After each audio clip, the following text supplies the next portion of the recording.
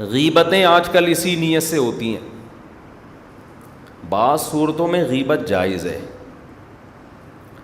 آپ کسی کی برائی کسی کے سامنے کرتے ہیں تاکہ اگلا اس سے ہوشیار رہے, اور برائی بھی وہ والی کرتے ہیں جس سے اس کو نقصان ہو سکتا تھا. یہ نہیں کہ سارا ہی کچا چھٹا کھول کے رکھ دیا اس کا. مثال کے طور پر ایک آدمی لین دین میں 2 نمبر ہے. لین دین میں کیا ہے؟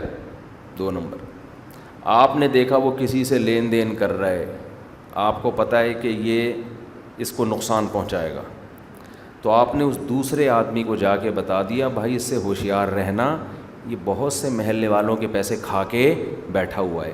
تو یہ غیبت جائز ہے کیونکہ آپ اس میں کسی کو نقصان سے بچا رہے ہیں, یہاں تک ٹھیک ہے. لیکن شیطان کیا کرتا ہے, ہر برائی ہر غیبت پہ لیبل کیا لگا دے گا؟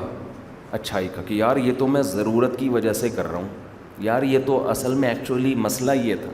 وہ آپ کی اپنی ٹھڑک ہوتی ہے, اپنا بغض ہے, دوسرے کو ذلیل کرنا ہے.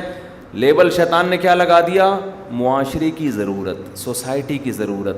وہ اپنی ٹھڑک پوری کر رہا ہے آدمی,